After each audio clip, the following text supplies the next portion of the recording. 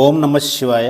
భారత మాతా శివశక్తి అవతార్ సత్యగీత మురళి తేదీ 2/12/2025 ప్రభాత పాఠము పూర్వ తేదీ 29/6/1968. ఓ సమజ్దార్ పిల్లలు, కనులే మిమ్మల్ని మోసం చేస్తాయి. అందువల్ల తండ్రి తెలియచేస్తున్నారు, స్వయాన్ని ఆత్మగా భావించండి. అదేవిధంగా ఇతరులను కూడా ఆత్మ రూపంలోనే చూడండి. స్త్రీ రూపాన్ని చూసినట్లయితే మీ కన్నులు మోసం చేసే అవకాశం ఉంటుంది. అందువల్ల శరీరము కనిపించినప్పటికీ కూడా మీరు ఆత్మనే చూడాలి. మన యొక్క బుద్ధి సుఖధామము, శాంతిధామం వైపే ఉండాలి. అదేవిధంగా దైవీ గుణాలు కూడా ధారణ చేయాలి. జన్మజన్మలుగా మీరు సత్సంగాలను చేశారు, ఇప్పుడు ఇక్కడికి కూడా వచ్చారు. వాస్తవంలో చూసినట్లయితే దీనిని మాత్రమే సత్సంగం అని పిలుస్తారు. మనము సత్యమైన వారి సాంగత్యంలో ఉన్నాము. మేము భక్తి మార్గంలో కూడా సత్సంగంలోకి వెళ్ళేవారిమి అని పిల్లలు అనుకుంటూ ఉండవచ్చు. ఇప్పుడు ఇక్కడ కూర్చున్నారు. దానికి దీనికి, రాత్రికి పగలుకు ఉన్నంత తేడా ఉంది. మొట్టమొదట ఇక్కడ తండ్రి ద్వారా ప్రేమ లభిస్తుంది. ఆ తర్వాత తండ్రికి పిల్లల యొక్క ప్రేమ లభిస్తుంది. ఈ జన్మలోనే మీరు పరివర్తన చెందుతున్నారు. మీరు తెలుసుకున్నారు, మేము ఆత్మలము, శరీరాలము కాదు. ఇది నా శరీరము అని ఆత్మనే చెప్తుంది. ఆత్మకు తెలుసు, నేనే ఈ శరీరాన్ని తీసుకుంటాను అని. పిల్లలు కూడా తెలుసుకున్నారు. జన్మ జన్మలుగా మీరు సాధువుల దగ్గరికి, మహాత్ముల దగ్గరికి వెళ్ళి వారి సేవ చేస్తూ వచ్చారు. సాయిబాబా, మెహర్ బాబా ఇలాంటి వాళ్ళ దగ్గరికి వెళ్ళడం కూడా ఒక ఫ్యాషన్గా భావిస్తున్నారు. వారిది కూడా భౌతికమైన ప్రేమనే కదా. భౌతికమైన ప్రేమ ఎక్కడ ఉంటుందో అక్కడ సుఖము లభించదు. పిల్లలు ఇప్పుడు తెలుసుకున్నారు, ఇక్కడ ఆత్మీయ ప్రేమ లభిస్తుంది. ఆ ప్రేమకు ఈ ప్రేమకు, రాత్రికి పగలుకు ఉన్నంత తేడా ఉంది. ఇక్కడే మీకు తెలివితేటలు లభించాయి. అక్కడ అవివేకులుగా ఉండేవారు. ఇప్పుడు తెలుసుకున్నారు, స్వయంగా తండ్రి వచ్చి మనలను చదివిస్తున్నారు. వారే అందరి యొక్క తండ్రి. స్త్రీలు కానీ పురుషులు కానీ స్వయంగా ఆత్మ అని భావించాలి. తండ్రి మిమ్మల్ని ఏమని పిలుస్తారు? ఓ పిల్లలు అని పిలుస్తారు.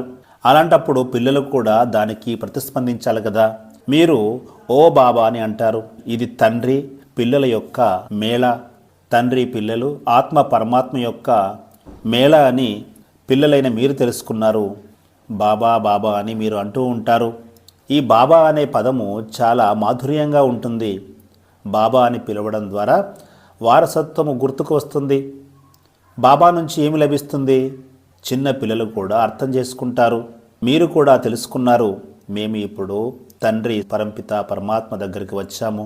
తండ్రి చెప్తున్నారు, ఓ పిల్లలు, ఇలా అన్నప్పుడు పిల్లలందరూ కూడా వచ్చేసినట్లే కదా. తండ్రి తెలియజేస్తున్నారు, ఆత్మలైన మీరు నెంబరు వారుగా తండ్రి నుంచి వీడుకోలు తీసుకొని ఇక్కడ పాత్రను అభినయించడానికి వచ్చారు. ఎవరెవరు ఎప్పుడెప్పుడు ఇక్కడికి పాత్రను అభినయించడానికి వస్తారో మీరు తెలుసుకున్నారు. తండ్రి తెలియచేస్తున్నారు, పరంధామములో సెక్షన్స్ వేరువేరుగా ఉంటాయి. ఎవరు ఎక్కడి నుంచి వచ్చారో తిరిగి పరంధామానికి వెళ్ళినప్పుడు ఆత్మలో ఆ సెక్షన్లోకి వెళ్ళిపోతాయి. ఇదంతా కూడా డ్రామాలో నిక్షిప్తమై ఉంది. తండ్రి ఎవరిని ప్రత్యేకంగా పైనుంచి కిందికి పంపించరు. ఆత్మ తనంతట తానే డ్రామానుసారంగా ఎవరికి వారే వస్తూ ఉంటారు. ఈ విధంగా డ్రామా నిర్మించబడింది. ప్రతి ఒక్కరూ తమ తమ ధర్మంలోకి వెళ్ళిపోతారు. బౌద్ధ ధర్మం స్థాపన కానట్లయితే ఆ ధర్మంలోని వారు ఏ విధంగా కిందికి రాగలుగుతారు? మొదట సూర్యవంశీ, చంద్రవంశీ, దేవీ దేవతలు వస్తారు. ఎవరైతే తండ్రి దగ్గర మంచిగా చదువుతారో వారే నెంబర్ వారుగా సూర్యవంశీ, చంద్రవంశంలో వచ్చి జన్మ తీసుకుంటారు. స్వర్గంలో వికారాల యొక్క మాట అనేది ఉండదు. యోగ బలం ద్వారానే ఆత్మ గర్భంలో ప్రవేశిస్తుంది. ఆ సమయంలో నేను ఆత్మను ఈ శరీరాన్ని తీసుకుంటాను అని భావిస్తుంది. వృద్ధావస్థలోకి వెళ్ళిన తర్వాత నేను ఆత్మను యోగ బలం ద్వారా తిరిగి నేను మరో శరీరాన్ని తీసుకుంటాను అని భావిస్తారు. నా ఆత్మనే పునర్జన్మ తీసుకుంటుంది అని అనుకుంటారు. అక్కడ తల్లిదండ్రులు కూడా తెలుసుకుంటారు, మా దగ్గరికి ఒక పిల్లవాడు వస్తున్నారు, వారికి సంతానం కలగనుంది అని కూడా తెలుస్తుంది. పిల్లల యొక్క ఆత్మ వస్తోందని తల్లిదండ్రులకు తెలిసిపోతుంది. వారి సాక్షాత్కారం కూడా జరుగుతుంది. ఆత్మకు కూడా తెలుస్తుంది నేను వెళ్ళి మరో శరీరంలోకి ప్రవేశించనున్నాను అని. తండ్రికి కూడా తెలుస్తుంది తన భార్య గర్భంలోకి ఆత్మ ప్రవేశించింది అని.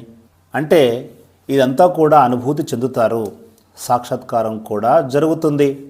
ఆత్మలన్నీ కూడా పరంధామం నుంచే కిందికి వస్తాయి. ఆత్మలు ఎప్పటికప్పుడు కొత్త కొత్త ఆత్మలు కిందికి వస్తూనే ఉంటాయి. యోగ బలం ద్వారా వీరి గర్భంలో ప్రవేశిస్తున్నాను అని ఆత్మ భావిస్తుంది. ఆత్మకు మొదటి నుంచి తెలుస్తుంది ఎక్కడ ఏ గర్భంలో ప్రవేశించాలని. నేను వీరిలో ప్రవేశిస్తాను అని ఆత్మకు ముందు నుంచే తెలుస్తుంది.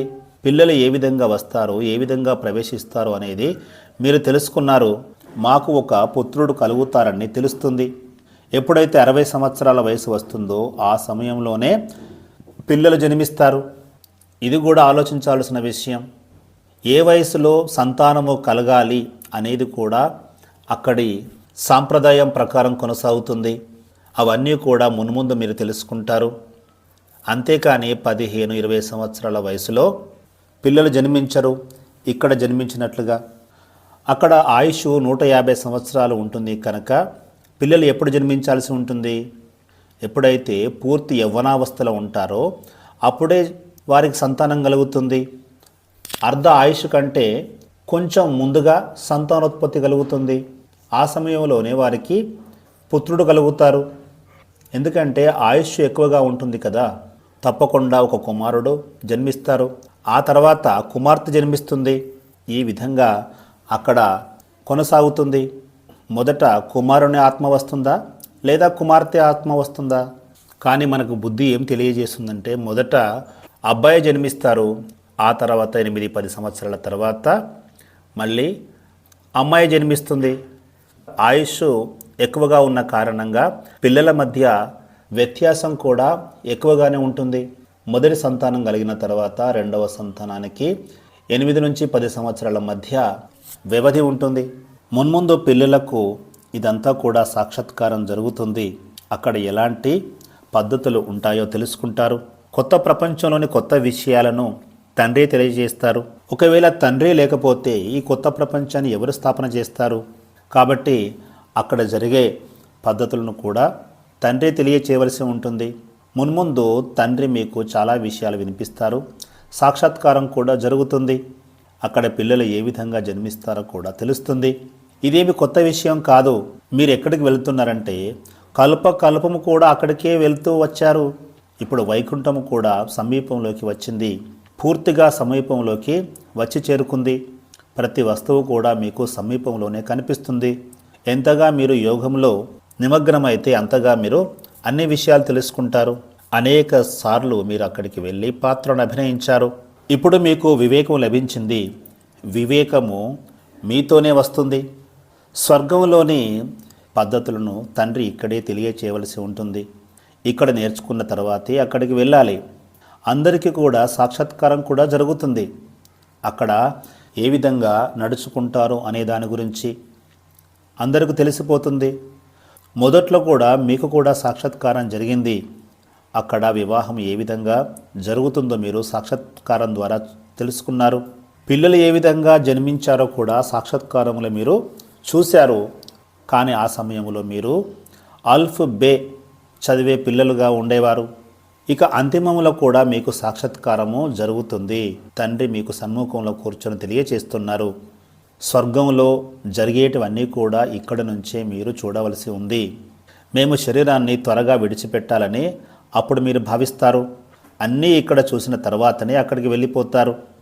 యోగ బలం ద్వారానే మన యొక్క ఆయుష్ పెరుగుతుంది. ఆయుష్ పెరుగుతూనే తండ్రి ద్వారా అన్నిటిని వినగలుగుతాము, చూడగలుగుతాము. ఎవరైతే ముందుగా ఇక్కడ శరీరం వదిలిపెట్టి వెళ్ళారో వారి గురించి చింతించకండి. వారి యొక్క పాత్ర డ్రామాలో అదే విధంగా ఉంది. తండ్రి నుంచి ఎక్కువగా తీసుకునే అదృష్టము వారికి లేదు. ఎంతగా మీరు సేవ చేస్తూ ఉంటే అంతగా తండ్రి నుంచి మీకు ప్రేమ లభిస్తుంది. ఎంతగా సేవ చేస్తుంటే అంతగా తండ్రి యొక్క జ్ఞాపకము మీకు కలుగుతుంది. దాని ద్వారా ప్రేమ కలుగుతుంది. అప్పుడే మీకు ఆనందం కలుగుతుంది. మీరు ఇప్పుడు ఈశ్వరుని యొక్క సంతానంగా అవుతున్నారు. తండ్రి చెబుతున్నారు, ఆత్మలన్నీ కూడా ఒకప్పుడు నా వద్దే ఉండేటివి. భక్తి మార్గంలో ముక్తి కొరకు చాలా కష్టపడుతుంటారు. జీవన్ముక్తి గురించి ఎవరికి తెలియదు. సన్యాసులు, గురువులకు ఈశ్వరీయ జ్ఞానము తెలియదు. ఇది చాలా ప్రియమైన జ్ఞానము. ఈ జ్ఞానం ద్వారా చాలా ప్రేమ స్వరూపంగా అవుతారు. ఇక్కడ తండ్రి, టీచర్, సద్గురువు ఈ మూడు కూడా ఒక్కరే. సత్యమైన వారు సుప్రీం బాబా. వారి ద్వారా సుఖధామములో 21 జన్మల కొరకు సుఖము లభిస్తుంది. ఆత్మనే దుఃఖితులుగా అవుతుంది. దుఃఖము, సుఖము ఆత్మనే అనుభూతి చెందుతుంది. పాపాత్మ, పుణ్యాత్మ అనేది కూడా ఆత్మకే లభిస్తుంది. ఇప్పుడు తండ్రి వచ్చి మనలను దుఃఖం నుంచి దూరం చేస్తున్నారు. పిల్లలు, మీరు ఇప్పుడు బేహద్దులోకి వెళ్ళాలి. అప్పుడే అందరూ సుఖంగా అవుతారు. ఈ ప్రపంచం కూడా సుఖమయంగా అవుతుంది. డ్రామాలో మీ పాత్ర ఉంది. ఆత్మలందరినీ స్వర్గంలోకి తీసుకువెళ్తానని తండ్రి తెలియచేస్తున్నారు. తండ్రి మనకు ధైర్యాన్ని ఇస్తున్నారు. ఓ మధురాతి మధురమైన పిల్లలు, నేను మిమ్మల్ని దుఃఖం నుంచి దూరం చేస్తాను. అలాంటప్పుడు అలాంటి తండ్రిపై ఎంత ప్రేమ ఉండాలి. సర్వ సంబంధికులు కూడా మీకు దుఃఖాన్నే ఇస్తూ వచ్చారు. కేవలము ఇక్కడ మాత్రమే సుఖమయమైన సంబంధం లభించింది. గరుడ పురాణంలో కూడా చూపించారు. తేళ్ళు, కీటకాలు మున్నగు వాటిగా తయారవుతారని. అన్ని జన్మల కంటే మనుష్య జన్మనే గొప్పది అని చెప్తూ ఉంటారు. 84 లక్షల జీవులు ఉన్నాయని చెబుతారు. శాస్త్రాలలో ఏవేవో అసత్యాలను రాశారు. అలాంటి విషయాలు విని మీ బుద్ధి ఏ విధంగా మారిపోయింది? పూర్తిగా రాతి బుద్ధి సమానంగా అయిపోయింది. వినేటప్పుడు చాలా సంతోషం కలిగి ఉండవచ్చు, కానీ మీరు విన్నది మాత్రము దుఃఖానికి సంబంధించిన విషయాలే. తండ్రి ఇప్పుడు మనకు అన్ని విషయాలను తెలియచేస్తున్నారు. పూర్తి సృష్టి యొక్క చక్రం ఏ విధంగా తిరుగుతుందో తెలియచేస్తారు. బాబా మనకి ఇప్పుడే కాదు, అనేక సార్లు తెలియచేశారు. మనలను చక్రవర్తి రాజుగా తయారు చేస్తారు. విశ్వానికి అధిపతిగా తయారు చేసే తండ్రిపై ఎంతటి ప్రేమ చూపాలి. ఒక తండ్రిని మాత్రమే గుర్తు చేయాలి. తండ్రి తప్ప మరి ఎలాంటి సంబంధము మీకు గుర్తు రాకూడదు. ఆత్మనే తెలుసుకోవాల్సి ఉంటుంది. మేము సుప్రీం తండ్రి యొక్క పిల్లలము అని తెలుసుకోవాలి. ఇప్పుడు మనకు మార్గం లభించింది. అదేవిధంగా ఇతరులకు కూడా ఈ మార్గాన్ని తెలియచేయాలి. అర్ధకల్పం కొరకు సుఖము లభిస్తుంది. తండ్రి అర్ధకల్పం కొరకు మీ పైన కుర్బానీ అవుతారు. ఎందుకంటే మీరు తండ్రి యొక్క సందేశాన్ని ఇచ్చి అందరి దుఃఖాన్ని దూరం చేస్తారు. వీరికి ఈ జ్ఞానము ఉన్నతోన్నతమైన తండ్రి ద్వారా లభించిందని భావిస్తారు.